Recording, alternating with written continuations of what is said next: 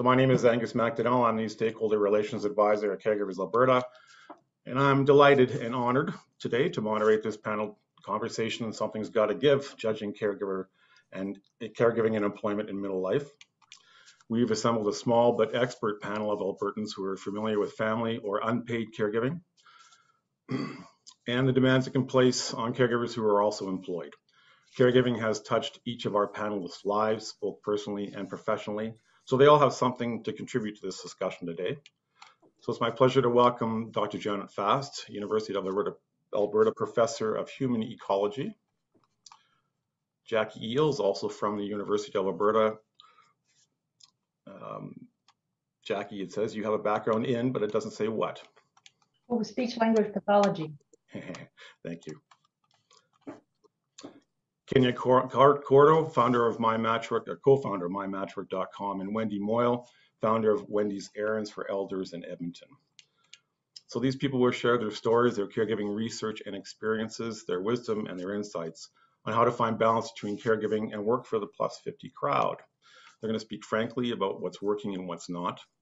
They're committed to providing you with information you can apply, insights you can consider, and inspiration to help move you forward.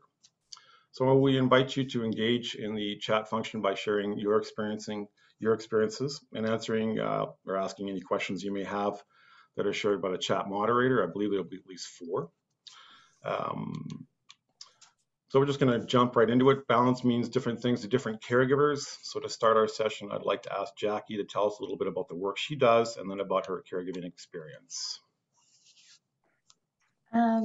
Sure. I am a research manager at Research on Aging Policies and Practice. I've been working with Janet for over 20 years now. As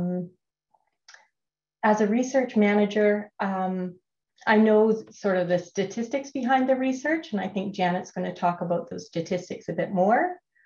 But as someone who's responsible for implementing research projects, collaborating with stakeholders, and co-creating knowledge mobilization products, I've had many opportunities to listen to the stories of caregivers, those who are still working and those who left the paid workforce, whether by choice or not, because something had to give.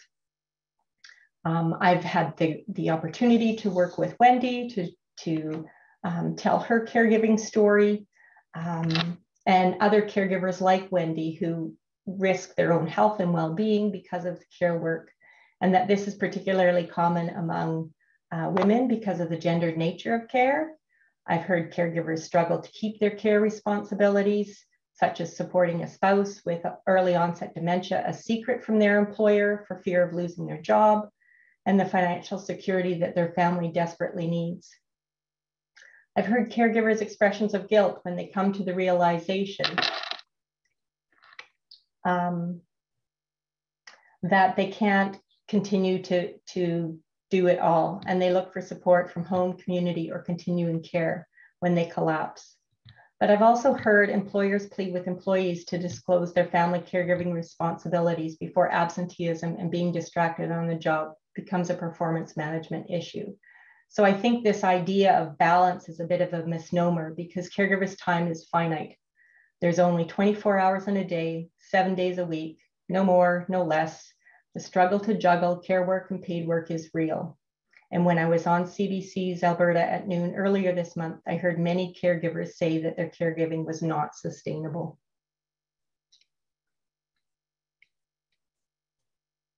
Thank you, Jackie.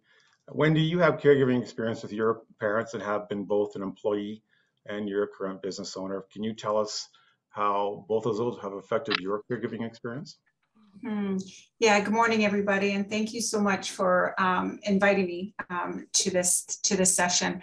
Yeah, the caregiving experience has gone over many, many years, probably most of my life. So being on both sides of that, of being that employer in my banking career that I was for 33 plus years, a family, the caregiving parents, kids, husband, with caregiving needs as well. It didn't get any easier for sure in going through that experience. So, and as my parents started to age more as well too, I decided to transition actually out of the corporate world of the workforce and go into more of flexible schedule for myself and to the ones that I was caregiving for, specifically my parents. Their needs were very, very high. And became the founder of Wendy's Errands for Elders. So ironically, I was a caregiver, caregiving at a very high level, to now I'm supporting the caregiver. So I found through my own experience of what was possibly to start at the ground level of what caregivers, what's missing, what did I need, and then to listen to what the caregivers need out there and what their experience is, and moved on to go into the entrepreneur world. Now on that flip side as well too, that can present its challenges as well. You do have more flexibility in that, but now it brings a whole new of growing that business and doing what you're doing 24 hours a day, 7 days a week, still providing that caregiving to your family as well. So it goes on both sides. There isn't a perfect, that great answer there as well too. It's just very, very different. Thanks, Wendy. Yeah, I know I've done some reading on double duty carers, they're calling them, people who work in caregiving during the day and then are caregiving at home as well. And that brings its own challenges. Yeah. So Janet, you're a professor in the Department of Human Ecology at U of A. As an applied economist, your work is focused on the intersection between caregiving and paid work, the invisible costs and contributions of family care. You're also a former caregiver to your parents. So as someone who's studied family caregiving and its impact on families for nearly 3 decades, what's your perception of the challenges unpaid caregivers face juggling work and caregiving? Well, from a personal point of view, I too have been a caregiver. My personal experience with caregiving was having a demanding career at the university in Edmonton and worrying about and ultimately caring for my parents who were growing older in Vancouver. So, I also was a long distance caregiver to a large extent. I was really lucky because as an academic, I have a lot of flexibility in my schedule. So I could fly back and forth between Edmonton and Vancouver, weekends, holidays, days when I wasn't teaching, in order to check up on my parents and in between the very regular phone calls to keep tabs on them. When I was there, I did a lot of organizing, and even when I wasn't there, contacting care providers, formal care providers, to set up services for them and so on. And especially after my mom passed, doing that with my dad, only to have him dismantle it all, often before I even got on the flight home. Eventually, I had to move my dad, who had dementia, to long-term care, and I chose to move him to Edmonton so that I could keep my job while still attending to my care responsibilities. I certainly didn't feel like, even though he was in long-term care, that I could leave it entirely in the hands of the staff. And I think for reasons that have become really clear because of the pandemic. My experience is just one of a variety of experiences of employed caregivers. Many of them are long distance caregivers like me. Many of them are working full time at very demanding jobs like me. Others have other experiences, jobs that are not so flexible as mine, and they have to give up their jobs. So the conflict between care work and paid work is very common among caregivers who are trying to do both. Yeah, absolutely. Thanks, Janet. And you mentioned the pandemic there. And as we all know, we're coming up on the 2nd anniversary of the restrictions, the lockdowns. And we know COVID has impacted virtually every societal system that we're involved in, including healthcare, long-term care, especially education, families, and business. A lot of changes around employment and employers. Kenya, from your perspective as employment support, how do you expect all these changes might affect unpaid caregivers looking for work? That's a great question. I think one of the unintended consequences of the pandemic has been this wide adoption and acceptance of remote work. Employers are forced to allow the employees to work remotely, but in doing so, they realized the benefits were incremental in the sense that not only did they save on overhead costs with office leases, but they saw that their employees and staff were able to still deliver on the value that was part of their employment agreement. And you're seeing a lot more employers now either willing to accommodate fully remote work for the employees, or at the very least provide a hybrid.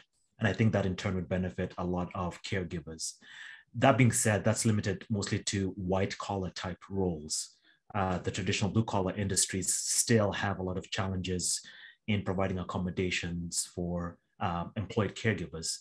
And part of the research we're doing with Jackie, Janet, and the others is how do we show employers the value of caregivers, and then how do we translate the stories about the value of caregiving, the challenges that they face, into a language that employers can readily understand, which usually translates into what is the value of this employee or individual to our organization, and in turn, what kind of support, what kind of concessions can we give back to them, recognizing the value they're giving back to us as an organization.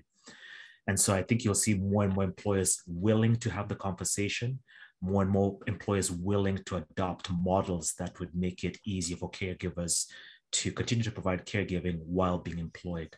And I think relative to where we were 10, 20 years ago, definitely it feels like we're in an upward trend. So are you seeing that on both sides of the equation? Like how are employers responding to these new employee needs? Well, first off is giving a lot more employees flexibility in terms of when do they show up to work? Is it in person or remote? A number of employers are also providing additional resources. It could be additional time off in addition to the usual sick and paid leaves, or looking at policies around supporting their employees' needs. There was a big group of people who didn't see themselves as caregivers. When the pandemic hit with their children being at home, they were going through the same challenges of trying to keep work while also providing care for their children at home. So not the traditional definition of a caregiver, but there was a loud enough voice from that segment that forced employers to recognize this is not just a fringe group. This is not just an isolated one or two individuals. This impacts a lot of our employees. And if we want to keep them, we need to adapt and meet their needs. So that's from the pandemic side in the beginning. The other thing that's happened mostly in the US, but you're seeing some of that here in Canada, is this term that they're calling the Great Resignation. And I think what's happened with the pandemic is, in a way, our lives were paused in the usual sense. It gave people time to reflect on what's important for them. And from a work context, what do they need? And so for some who are able to do so, and it looks like from the data, a lot of people who are able to do so, they simply chose to stop working for the employer because they did not meet their needs. And those needs are individual, obviously, but for a large part, employers are realizing they may no longer hold the high card when it comes to this dialogue with their employees. And it's something we talk a lot about in Matchwork, where the ideal outcome for us in this world of employment and meaningful work is where we move from where an employer is dictating the terms to the individual and seeing them more as a resource, and more of a relationship where the employer is coming to the table wanting to meet the needs of the employee, and in turn the employee is able to come and meet the needs of the employer, but then again more on a relationship level rather than a hierarchical approach. Yeah, it's a totally different mindset than probably most of the people here are used to. So I hope it works out to be a good thing.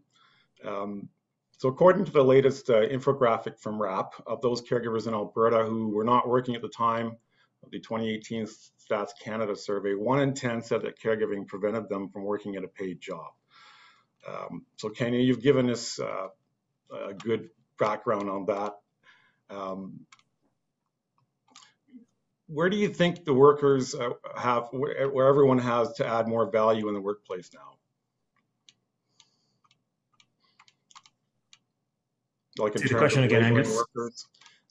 Just you're working with Janet and Jackie, right, on community organizations, with community organizations, including Caregivers Alberta, to expand your focus to include family caregivers. So why did you start with vulnerable workers, and what have you learned through that process? Oh, that's a great question, Angus. We began Matchwork now almost 4 years ago. My two co-founders actually worked in the nonprofit sector for nonprofit employment supporting organizations. And when we first got together, we were all working on different initiatives.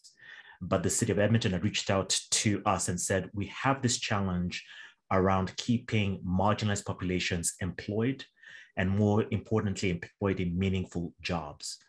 And to be honest, it's not an issue that I had thought a lot about up to that point in time.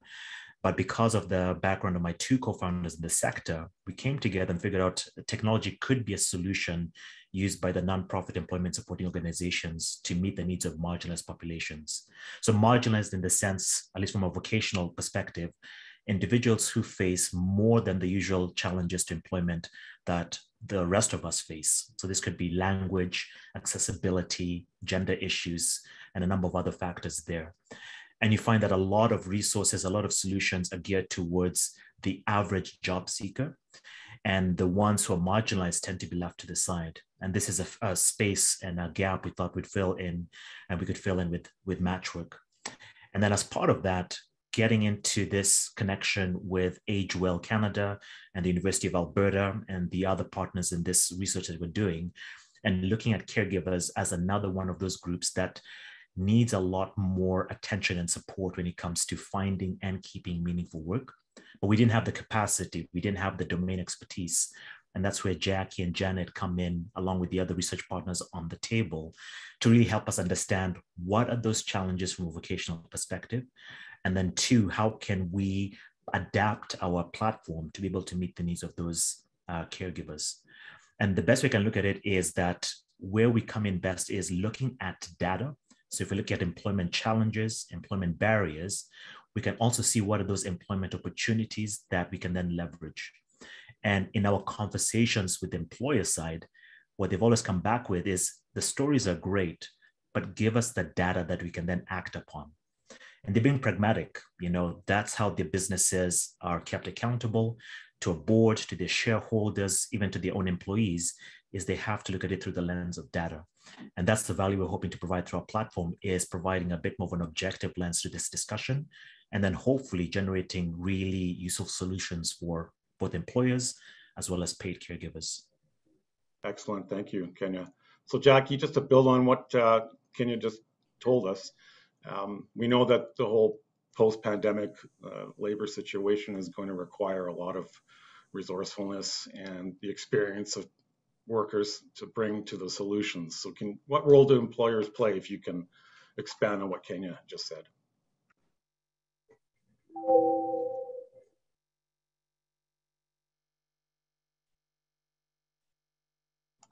You're on mute, Jackie. Sorry. I think employers have a big role to play. Some people describe the idea of working care as a wicked problem. And so there's no simple solution, and it takes a multi-sectoral response to address that. So technology, like what Kenya's doing, is one piece of that solution. When you look at employees in Canada, roughly 1 in 3 employees have care responsibilities.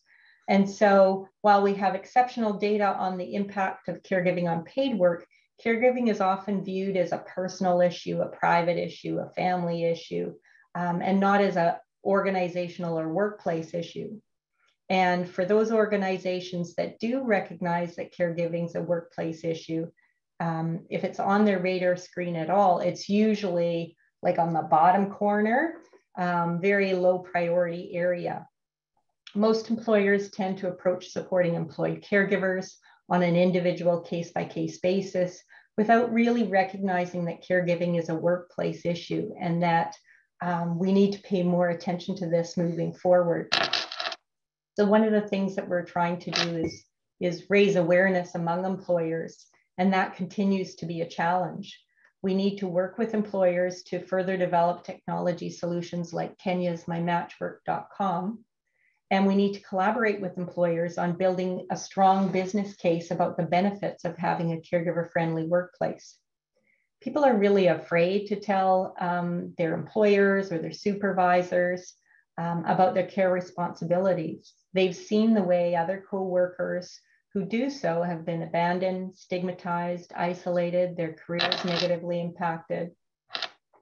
But what people need to recognize is that having a supportive workplace culture is good for everyone, not just caregivers. Through their care work and our work with Matchwork, we've learned that caregivers develop really marketable skills that are highly relevant to customer-facing and team-based positions, such as empathy and concern for others, problem-solving and resourcefulness, flexibility and adaptability in the face of delays, problems, or changes, patience and time management, communication and conflict resolution skills, and dependability, reliability, and trustworthiness.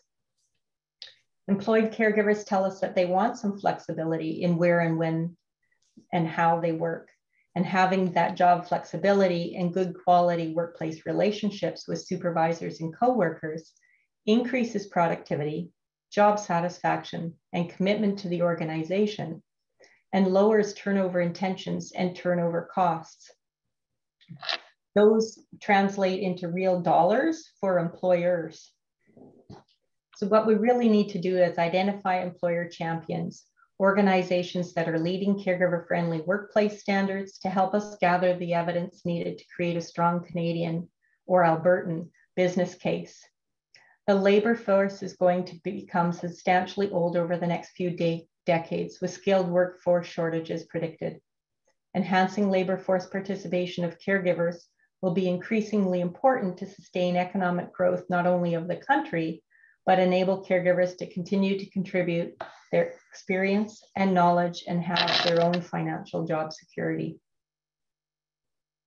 Thanks, Jackie. I think, yeah, that's a really valid point around the labor shortages. You're seeing a lot of the provinces come out with some pretty scary statistics in terms of what they're facing, not that far down the road, really.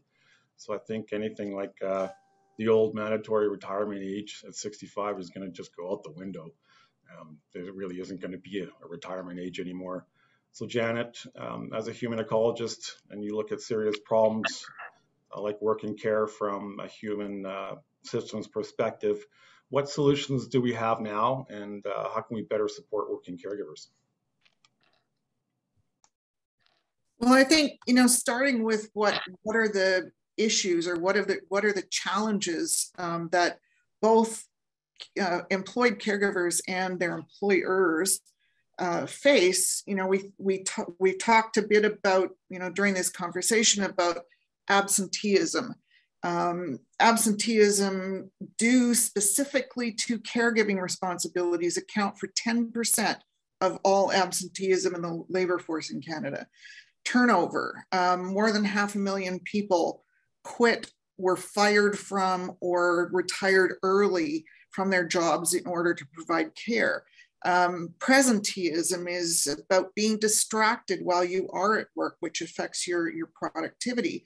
All of those things are costly to employees who lose out on income, on benefits, and on basically maintaining their career through their life course.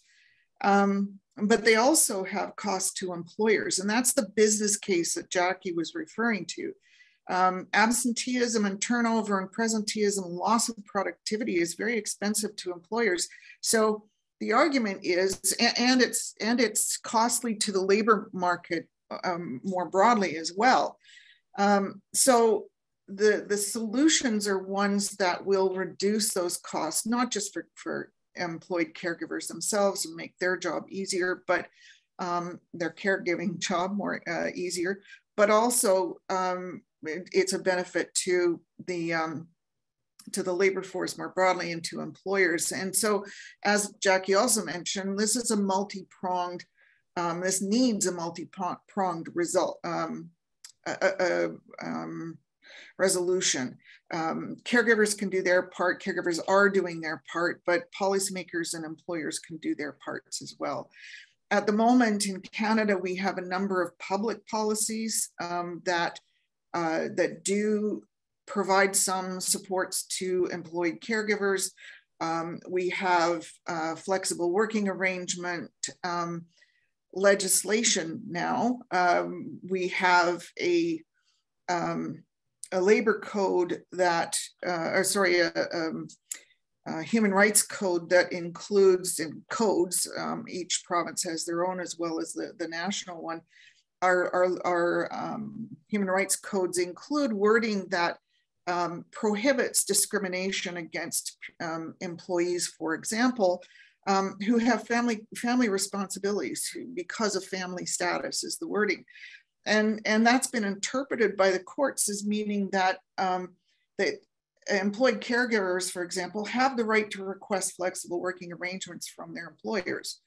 That has been now turned into legislation at the federal level, not yet at the provincial level, but at the federal level. And that would give employees the opportunity to negotiate with their employer for a working arrangement that would allow them to better combine their paid work and care work responsibilities.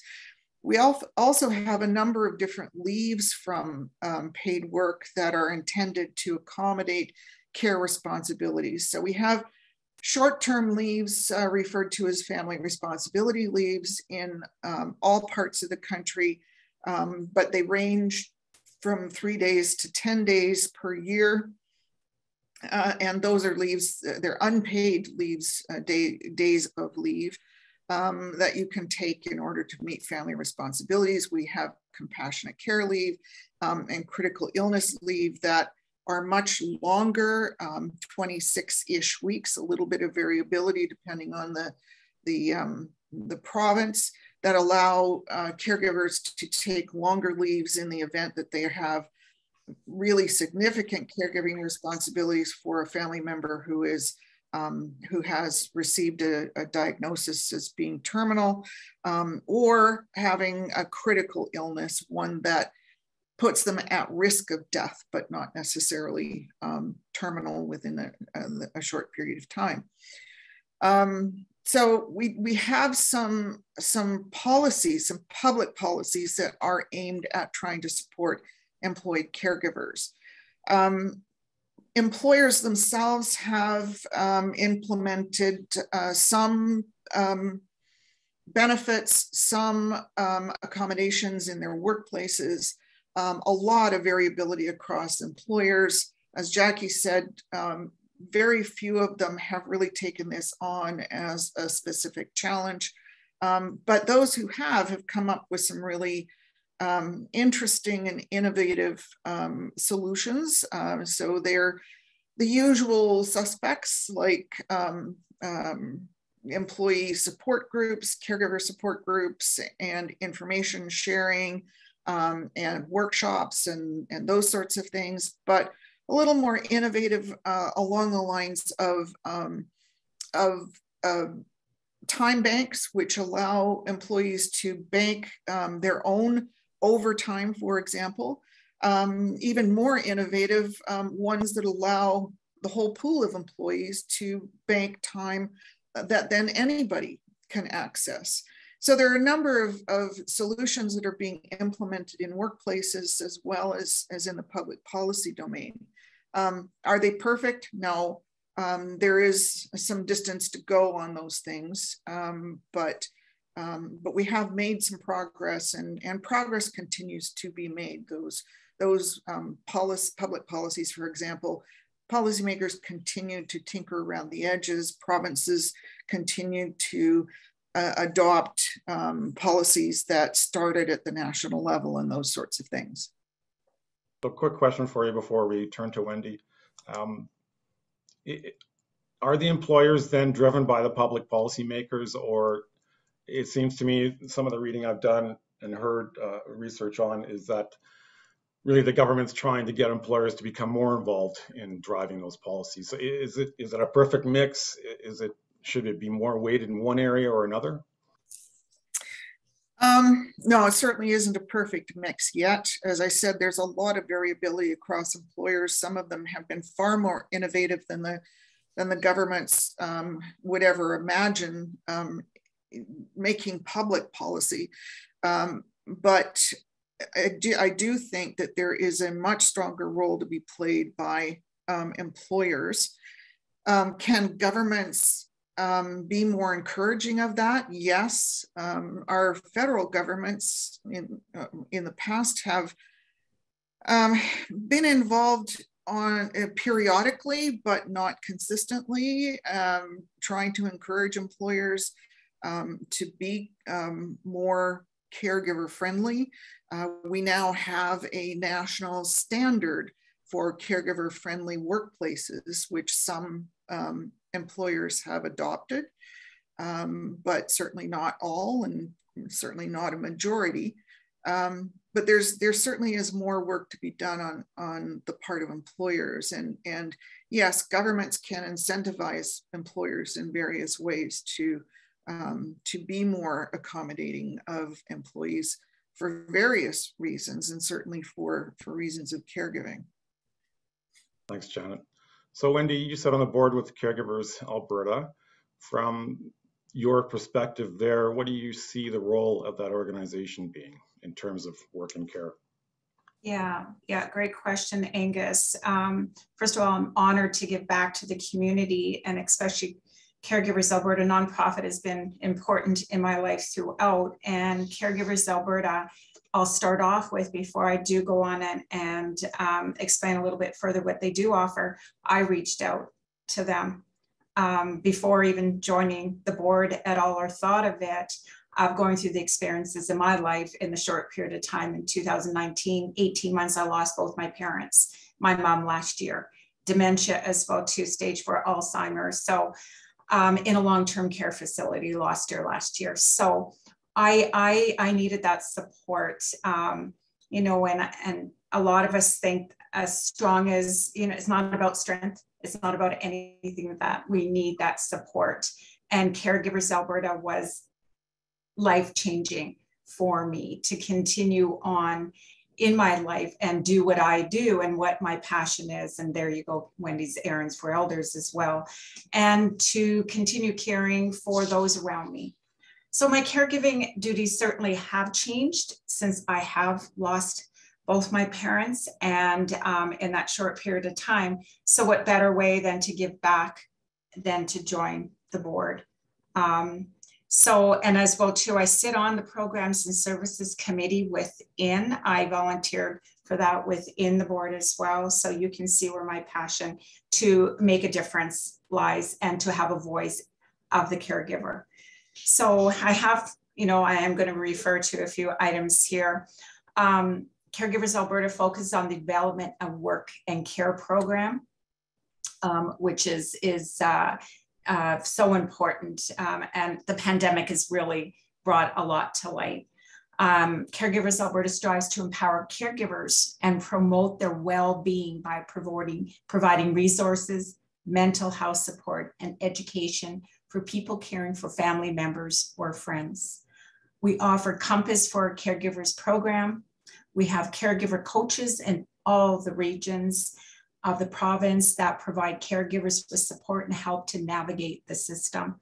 And me being one that has utilized, you know, I can sit and talk about this, but actually have utilized it as well and refer to others in the community to reach out to Caregivers Alberta. They make a difference. We foster supportive caregiver support community to connect caregivers. Very important, because being a caregiver at times can be, as a lot of us have experienced, it can be a lonely journey if we allow it to be. So, and a lot of times, don't get me wrong, family are not the ones to reach out to, but through my personal experience, they've got things happening as well too in their life. They're not always the ones to reach out to. They need support as well. So Caregivers Alberta, you know, has been that support. We recognize that most caregivers need to keep their jobs. We are working on building a work and care program specifically with and for employed caregivers. And it may include some of these things, such as how to talk with supervisors about your care responsibilities and help them to understand, have that empathy. Learn about employers' responsibilities when it comes to helping caregivers meet their care responsibilities, or strategies, tools, or technology to better manage job and care responsibilities. So very much a collaborative and supporting that caregiver with the tools that you need. And that's what Caregivers Alberta is here for. That's what we are here for. Okay. Thanks, Wendy. That's I couldn't have put it better, really. From your perspective, it's important to hear these things. People have gone through serious caregiving journeys, have a lot to share. Yeah. So as we move a little closer to our question and answer period, we just want to have the panel respond to what we've talked about so far with some inspirational closing remarks. And the question is, wouldn't it be great if? So I want you to think of the bigger picture, transformational change that may be required. Imagine our post-COVID future. So how would you complete that phrase? And before I move to the next person to do that, anyone in attendance, you can please, by all means, finish that phrase yourselves in the chat box. And hopefully we get a chance to share some of that. So Wendy, from your point of view, how would you finish that phrase? Wouldn't it be great if I think we all of our caregivers are supported, and the employers do take part in the caregiver's experience and understand and make it a priority within their companies, whether it be private companies, whether it be the corporate world, that we start to make positive movement towards that happening, empowering our caregivers to feel that they are supported and they're not alone. That's well put, thank you. Again, for those listening, please share your thoughts. A lot of the information that we're going to take out of this, we're going to use to continue advocating for caregivers' rights and caregiver employee needs. So we really would appreciate your thoughts. So Kenya, how would you finish that phrase? Wouldn't it be great if? Wouldn't it be great if having access to meaningful work didn't mean making a choice between your career and your caregiving responsibilities? And it relates to the question you asked earlier, is it government to set policy? Is it employers to lead the way? And I think if we came to an environment where employers took ownership and said, we have more control over this than anyone else, and simply made it easier for paid caregivers to be both a caregiver and have access to meaningful work, I think that'd be a great outcome at the end of all of this. That's well put, thank you. We have a response in the chat to that. Wouldn't it be great if caregivers could satisfy all three aspects of self, caregiving, and employment fully? I think that's a big ask, even in a perfect world, but it's a good question. So Jackie, how would you finish that statement? Yeah, just picking up on what the person said in the chat and what Wendy and Kenya have already said, wouldn't it be great if caregiving was recognized as a workplace issue, and that employed caregivers were recognized, respected, and supported in caregiver-friendly workplaces? And in thinking about this, I think that it means that family caregivers would have equal opportunities at work. They would know where and how to get resources, and they would have access to essential supports that sustain their well-being, their health, their social relationships and connections, and their financial security. Thank you, Janet. Thank you, Jackie. Janet?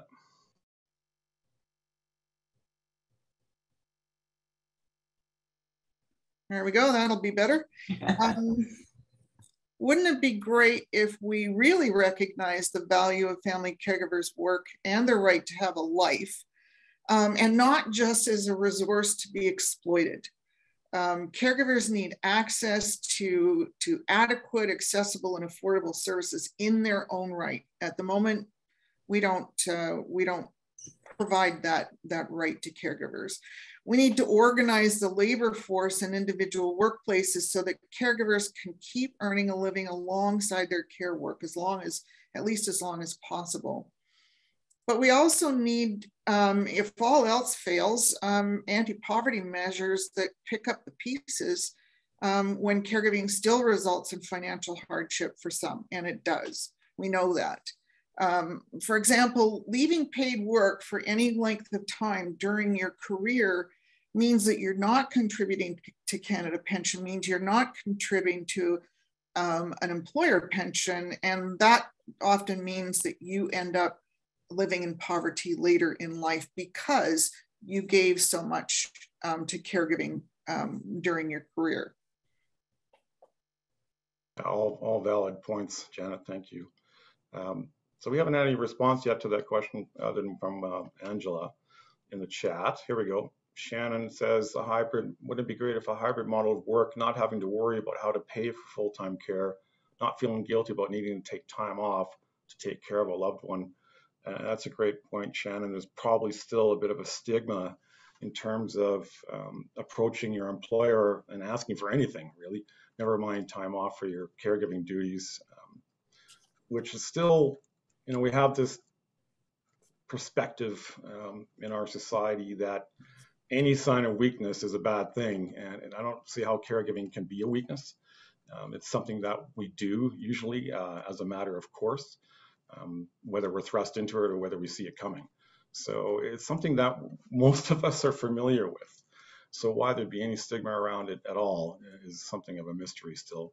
So we're going to ask the attendees now, if you have specific questions for any of our panelists, please put them in the chat and we'll do our best to relay them.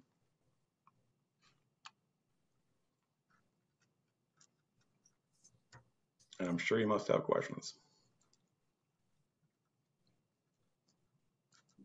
While we're waiting for that to populate, I have a question in general. Anybody can respond.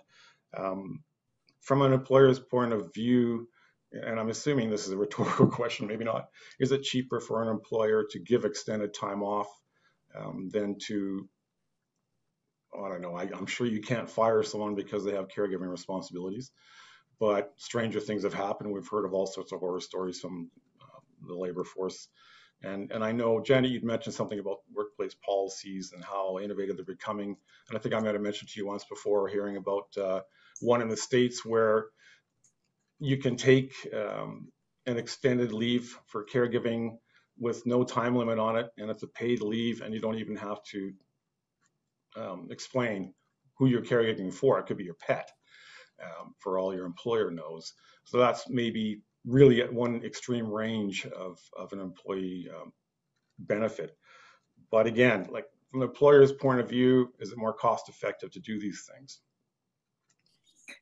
The fact is that we don't really have a lot of evidence about that, but just based on what we do know, we know that there are millions of days of absenteeism that are a direct result of caregiving responsibilities. We know that that people have to leave the labor force, or they're fired, or they retire early in order to provide care because they can't manage to do both.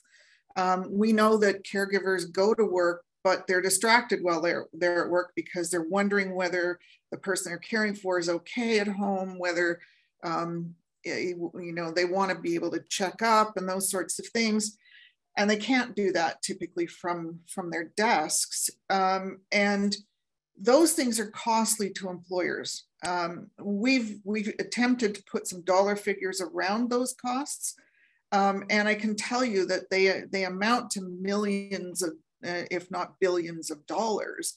So the short answer is, for some employers, yes, it will be far more cost effective for them to allow to support their caregivers in a way that reduces their absenteeism, or reduces the likelihood that they will leave their jobs, or reduces their presenteeism, as it's referred to in the human resources literature. And that's the being at work but being distracted by your care responsibilities.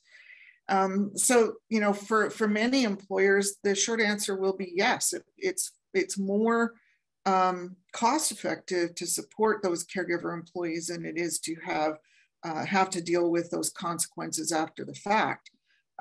Costs a lot to replace, especially a senior employee.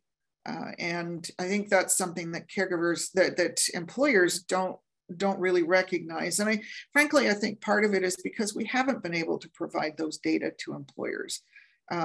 We can provide them with all kinds of information about how many days of absenteeism and how many people quit or leave their jobs and those sorts of things. But we haven't always translated it into those dollar figures that would give employers a point of reference to make those decisions for themselves.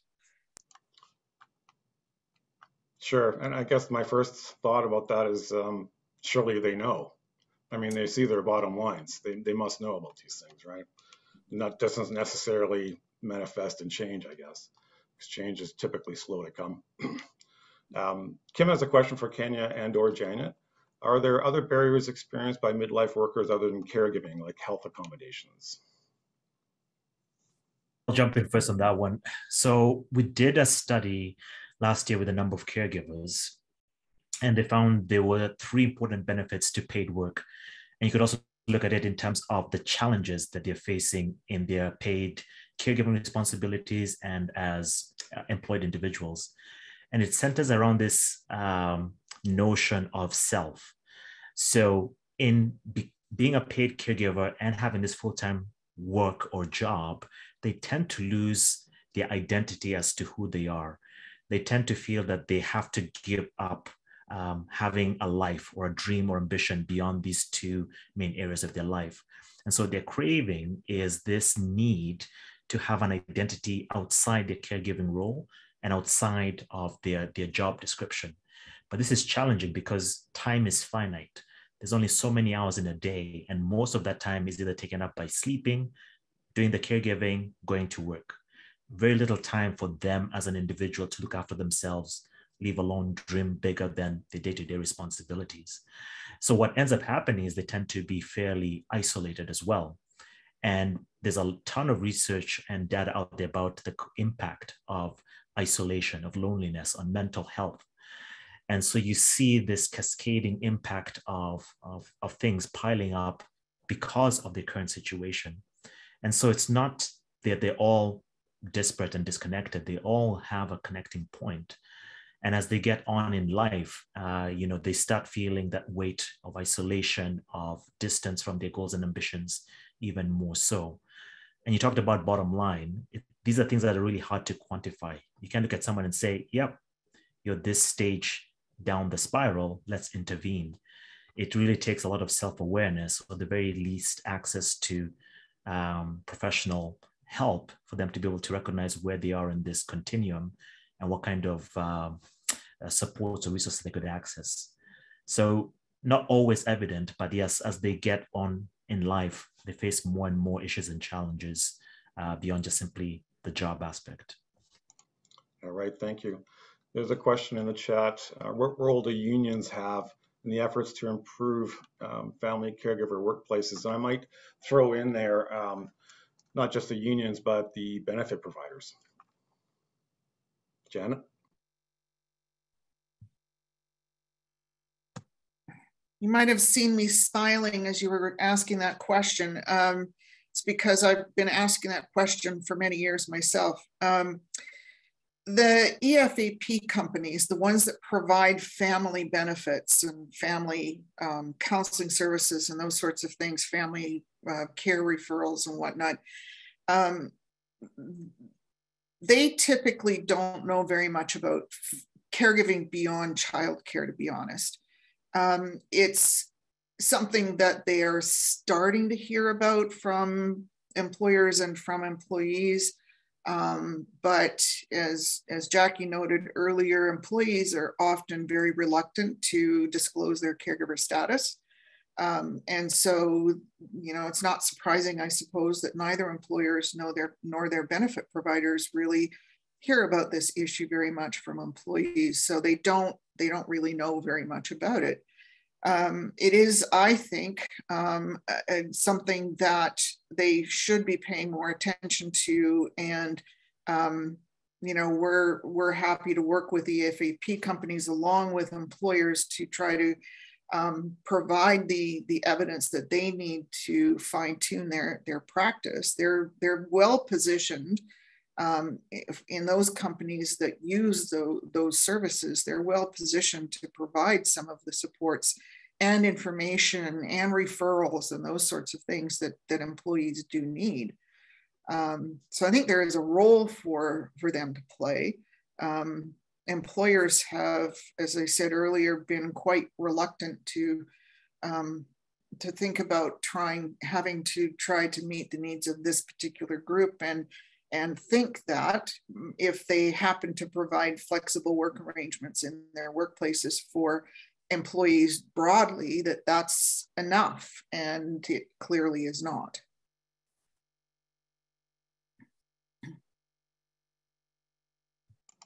Thanks, Janet. Wendy, I have a question for you. Let's see, from Tanya. As a self-employed caregiver for my mother, are there resources available to those who have small grassroots businesses?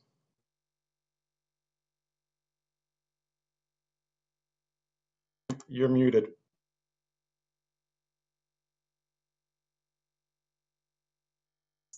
Sorry, I believe somebody had answered back to that in there as well too. That there is small business relief as well there. There was an actual link that was in there. I'm just trying to bring that up here.